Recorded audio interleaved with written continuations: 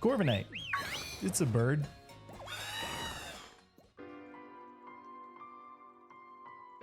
Today we're talking about number 23 in the Galar Dex, the Raven Pokemon, Corviknight. Corviknight's one of Sword and Shield's newest Skarmories, and has been taking the SNS Smogon world by storm as the #1 used Pokemon at the time of recording, with its versatile and flexible 2 sets. Corviknight is one of those Pokemon that you look at and you're like, yeah, wow, this one works. Here are some of the things that make Corviknight nuts. It's a flying steel type, right? That dual type has 0 4x weaknesses, and it even loses some weaknesses on both sides. On Corviknight, steel loses its fighting weakness, and flying loses its rock and ice weaknesses, making this bird only weak to fire and electric moves. To boot, it's also completely immune to poison and ground, making it a perfect candidate to switch into Excadrills. Corviknight's stats are incredible. It has a total 495 stat pool, which is pretty average as far as Pokemon go, but its beauty lies in its dismal special attack stat. Removing that, Corviknight has an amazing stat total as a physical attacker / wall. It seems similar to previous Pokemon like Skarmory, who was almost exclusively a physically defensive staller and wall, but Corviknight takes that and adds some power to it. Here are some sets that make Corviknight an absolute unit in Smogon OU. First, let's talk constants. All of our sets today are going to involve Roost, Brave Bird, Leftovers, max HP investment, and the ability Pressure. Easy reason why is because Corviknight has some crazy bulk to it and can hit hard with a stab move, especially when taunted. However, since that stab move has recoil damage, having that max HP investment plus lefties lets you soak that damage up without having it impede your survivability. As for Pressure and Roost, this can help you stall with the best of them, like Toxapex, Ferrothorn, and Galarian Corsola. For this first set, we include Substitute and Bulk Up with a Careful Nature, which increases special defense and reduces special attack.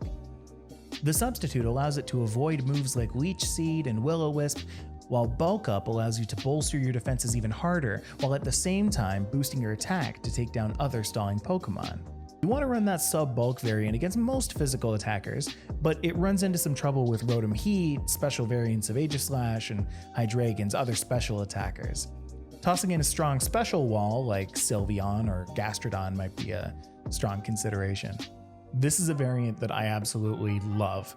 You can set up bulk ups and you can set up roosts all while you're substituting, because typically the Pokemon that you're facing aren't going to break through the sub on the first try, especially when you've bulked up and you're against some kind of physical attacker. Eventually, you're going to reach a point where the Pokemon are attacking you and they're not breaking the substitute every single time.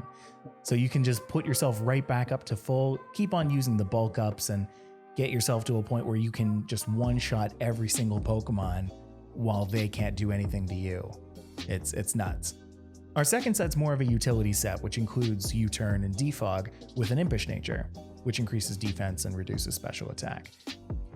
Corviknight's in a very unique position to deal with entry hazards, specifically because it's only damaged by Stealth Rocks and whatever the Steel Stealth Rocks that Gmax Capraja is going to send out.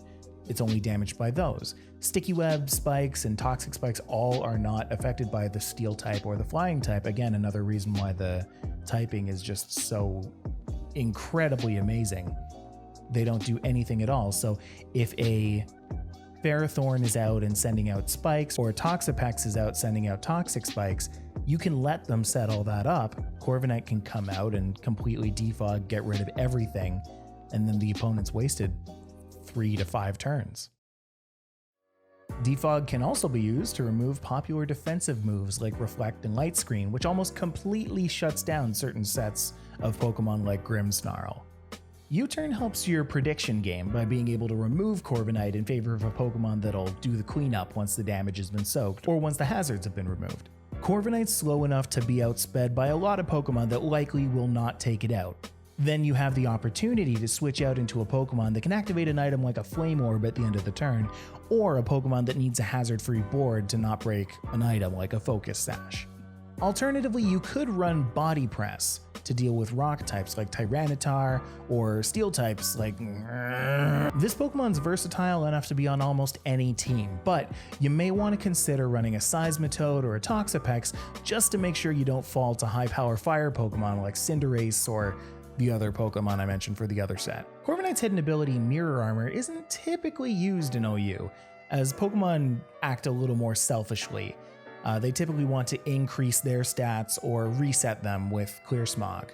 Some alternative moves you may want to think about include Iron Head for a Steel Stab move, or Taunt to mitigate things like Will-O-Wisp or other stall-ish moves. You can view a full list of references in the comment section below if you want to do some extra reading. There you have it. That's Corviknight in a metallic nutshell. What do you think of it? Is it used too much? Do you think there are some Pokemon that can directly take care of it that people should be watching out for? Did I leave something out? Leave your thoughts in the comments down below. I look forward to hearing them. If you enjoyed this video, please make sure to share it with a friend, especially if they need to learn how to use birds. We'll see you next time.